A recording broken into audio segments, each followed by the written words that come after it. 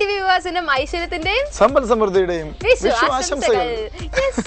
എന്താണ് എന്താണ് നമുക്ക് ഈ ഒരാഴ്ച നമുക്ക് അടിച്ചു പൊളിക്കാം. ഈ ഒരാഴ്ച നമ്മള് വിഷു സീസൺ ആയിട്ട് നമ്മൾ ആഘോഷിക്കാൻ പോവാണ് നമ്മുടെ വൺ ടിവിയില്. നമ്മള് ഗോസിപ്പുകളൊന്നും നിർത്തുന്നില്ല.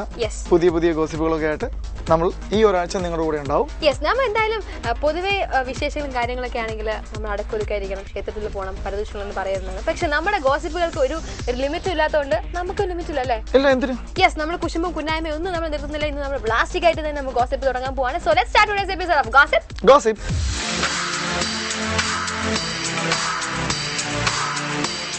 ഇന്ന് നമുക്ക് നമ്മുടെ സുന്ദരിയായ ഒരു നടി ഉണ്ടായിരുന്നല്ലോ, ലക്ഷ്മി റായ്.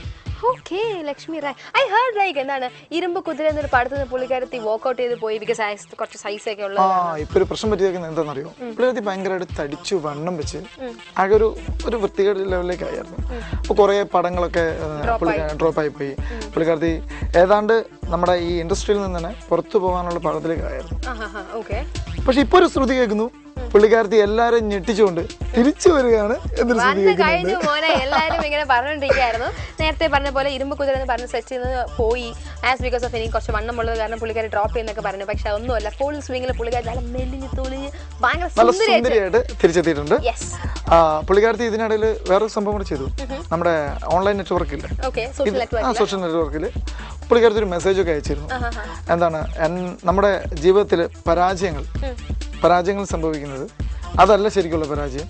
നമ്മള് വീഴ്ചയിൽ നിന്നും ഉയർത്തെഴുന്നേൽക്കുന്നതാണ് ഭയങ്കരമായിട്ട് വിജയം സംഭവിച്ചത്. പുള്ളിക്കാരത്തിന്റെ എക്സ്പീരിയൻസ് ആയിരിക്കും, പരാജയമൊന്നും അല്ല. അതായത് വീഴ്ച. ബിക്കോസ് മേ ബി പുള്ളിക്കാരത്തി ഇൻഡസ്ട്രിയിൽ നിന്ന് ഔട്ടായി തിരിച്ചു വരുന്ന ഒരു ഫുൾ സ്വിംഗ് ഒരു ഇൻഡയറക്ട്ലി പറഞ്ഞതാണോ ആയിരിക്കാൻ വഴിയുണ്ട്. കാരണം എന്താണെന്ന് അറിയോ, ശരിക്കും പുള്ളിക്കാരത്തി പറഞ്ഞത് ഒരു സത്യം തന്നെയാണ് ശ്രീ.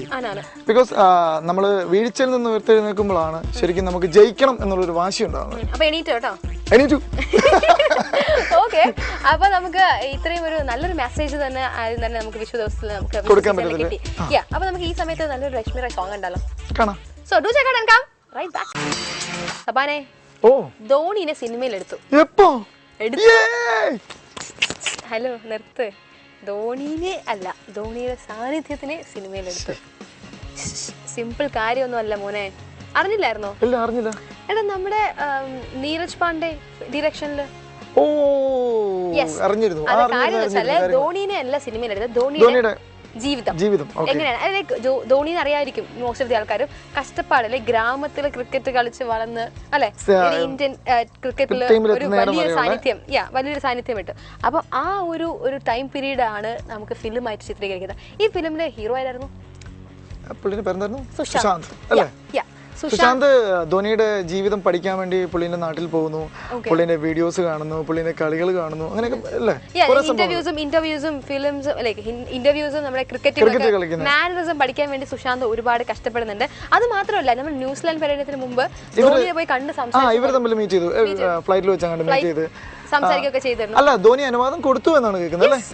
അനുവാദം കൊടുത്തു കഴിഞ്ഞു. 2015 തുടക്കത്തിൽ ഈ പടം ഇറങ്ങുകയും ചെയ്യും. Budget എത്രയെന്നറിയോ? 95 crores. Yes. 95 crores. Just 95 crores ആണ് ഈ ഫിലിമിന്റെ ബഡ്ജറ്റ്. അപ്പോൾ നമ്മളെല്ലാം പ്രതീക്ഷിക്കുകയാണ്. കാരണം ഇതിൽ നമ്മുടെ ധോണിയുടെ വൈഫില്ലേ സാക്ഷി ഗസ്റ്റ് അപ്പിയറൻസ് ചെയ്യുന്നുണ്ടോ? ശരിക്കും സാക്ഷിയുടെ സ്ഥാനത്ത് ആരാണ് വരുന്നത്? ഒന്നില് ശ്രദ്ധ കപൂർ അല്ലെങ്കിൽ കരീന കപൂർ. ഫിക്സ് ആയിട്ടില്ല അല്ലേ? എനിവേ നമുക്ക് ഈ ഒരു ഫിലിമിന് വേണ്ടി കാത്തിരിക്കും. കാരണം നമുക്കറിയില്ല ധോണിയുടെ ജീവിതം എങ്ങനെയായിരുന്നു, എങ്ങനെയാണ് പുള്ളി പടികളൊക്കെ ചവിട്ടിയൊക്കെ കയറി വരുന്നുണ്ട്. നന്നായിട്ട് ഇപ്പം ഹൈയിൽ നിൽക്കുകയാണ്. പക്ഷെ ഈ ഹൈറ്റ്സില് ഒരു ചെറിയ പ്രശ്നത്തിൽ കുരുങ്ങി നിൽക്കുകയാണ് നമ്മുടെ ധോണി. കുറച്ചൊക്കെ പ്രശ്നങ്ങളുണ്ട്. ആ പ്രശ്നങ്ങളൊക്കെ ഊരി വരട്ടെ. കുറച്ച് പ്രശ്നങ്ങളൊക്കെ പക്ഷെ അതിൽ നിന്നൊക്കെ ഊരി വരും. അതൊന്നും കാരണം നമുക്ക് കാണാം ധോണിയുടെ ജീവിതം എങ്ങനെയായിരുന്നു, എങ്ങനെയാണ് വളർന്നു വന്നത് എന്നുള്ളത്. നമുക്ക് കാത്തിരിക്കാം. അതിന്റെ പ്രശ്നങ്ങളൊക്കെ പുറത്ത് വരട്ടെ എന്ന് നമുക്ക് പ്രാർത്ഥിക്കുകയും ചെയ്യാം. എന്തായാലും that's all for this gossip. Let's wrap up this gossip.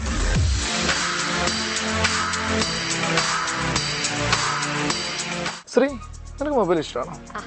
അപ്പൊ എനിക്ക് വിഷുവായിട്ട് കൈനീട്ടമായി മൊബൈൽ കിട്ടാനുള്ള ചാൻസസ് ഒക്കെ ഞാൻ മൊബൈൽ മേടിച്ചു തരുന്ന കാര്യമല്ല പറഞ്ഞത്. നമ്മുടെ അൻസികയില്ലേ, അൻസികയ്ക്ക് മൊബൈൽ ഇഷ്ടമല്ല ഇപ്പൊ. അയ്യോ, അപ്പൊ ആ മൊബൈൽ എനിക്ക് മേടിക്കരുത്. എന്താന്നറിയില്ല. എന്തായാലും അൻസികയ്ക്ക് മൊബൈൽ കാണുന്നത് ഇപ്പം ഭയങ്കര ദേഷ്യമാണ്. പുള്ളിക്കാരത്തി ഇപ്പം സെറ്റിൽ വരുമ്പം, ഷൂട്ടിങ്ങിന് വരുമ്പം മൊബൈൽ കൊണ്ടുവരാറില്ല എന്നാണ് പറയുന്നത്. നമ്മുടെ ചിമ്പു ചെറിയൊരു പണി കൊടുത്തു. അത് നമ്മൾ കഴിഞ്ഞ എപ്പിസോഡിൽ പറഞ്ഞിട്ടുണ്ടായിരുന്നു, ലൈക് ചിമ്പുവും ഹൻസികയും ബ്രേക്കപ്പ് ആയി. അത് നമ്മളെ ചിമ്പു തന്നെ പബ്ലിക്കലി പറഞ്ഞാണ്, ഞാൻ ഇപ്പൊ സിംഗിൾ ആണ്, എനിക്ക് ഹൻസികയായിട്ട് യാതൊരു ബന്ധവുമില്ല. സോഷ്യൽ നെറ്റ്വർക്കിൽ പുള്ളിക്കാരന്റെ മാനേജർ വഴി എല്ലാവരും അറിയിക്കും. പക്ഷെ ഇതെല്ലാം അറിയിച്ചതിന് ശേഷം ചിമ്പു നേരെ ഹൈദരാബാദിൽ പോയി രണ്ടുപേരും ഒരുമിച്ച് അഭിനയിക്കുകയും ചെയ്തു. അതങ്ങനെയാണ്. അത് നമ്മുടെ ഫിലിം വേറെ, അത്രേ ഉള്ളൂ. അപ്പം എന്തായാലും ഇത് മൊബൈൽ ഇപ്പൊ കണ്ടു കഴിഞ്ഞാൽ ഹൻസികയ്ക്ക് ഹാലടവും. അപ്പൊ എനിക്ക് തോന്നുന്നത് മേ ബി ഈ ബ്രേക്കപ്പ് ആവുക എന്താണ് റീസൺ എന്ന് പറഞ്ഞാൽ എല്ലാവരും ചോദിക്കുന്നതുകൊണ്ടാണ് ആയിരിക്കട്ടെ. കാരണം എന്താണെന്ന് അറിയാം, ഇപ്പം സ്ത്രീക്ക് എന്തെങ്കിലും പ്രശ്നങ്ങളുണ്ടെങ്കിൽ തന്നെ എപ്പോഴും ഫ്രണ്ട്സ് വിളിച്ചിട്ട് ചോദിക്കല്ലേ, എടാ എന്ത് പറ്റി. ഇത് കുറെ കഴിയുമ്പോൾ നമുക്ക് തന്നെ തോന്നും ശരിക്കും വിളിച്ചിട്ടാവില്ലേ. സത്യം. ഇതുകൊണ്ടായിരിക്കണം ചിമ്പു എന്തുകൊണ്ടാണ് പോയെ, ചിമ്പു എന്തിനാ ഇട്ടിട്ട് പോയെ, ഈ ചോദ്യങ്ങൾ കണ്ടിന്യൂസ് ആയിട്ട് എല്ലാവരും വിളിച്ച് ചോദിക്കുന്നതുകൊണ്ടായിരിക്കണം മേ ബി വെറുപ്പായത്. ചിലപ്പം മൊബൈൽ ഫോൺ കാരണമായിരിക്കും ഇവർക്ക് പ്രശ്നം ഉണ്ടായിരുന്നു. എനിക്ക് മനസ്സിലായില്ല. ചിലപ്പോൾ മൊബൈൽ ഫോൺസ് പോലെ കോൾസ് അല്ലെങ്കിൽ ഫോട്ടോസ് അല്ലെങ്കിൽ വീഡിയോസ് അങ്ങനെ കിട്ടിയിട്ടുണ്ടെങ്കിലായിരിക്കും പ്രശ്നം. നമുക്കറിയില്ല, സോറി, അറിയാത്തത് കാര്യം ചോദിക്കുന്നില്ല. എന്തായാലും നമുക്ക് ചെറുതായിട്ടൊക്കെ ചെയ്യേണ്ടിരിക്കുന്നു. എന്തായാലും ഗോസിപ്പ് ടീമിന് ഒരു തുറുപ്പ് ചീട്ട് കിട്ടിയിരിക്കുകയാണ്, ചെയ്യാൻ തുടങ്ങിയിരിക്കുകയാണ്. എന്തായാലും ഈ സമയത്ത് നല്ലൊരു സോങ് ഉണ്ടല്ലോ, ഹാൻസികയുടെ സോങ് ഉണ്ടല്ലോ.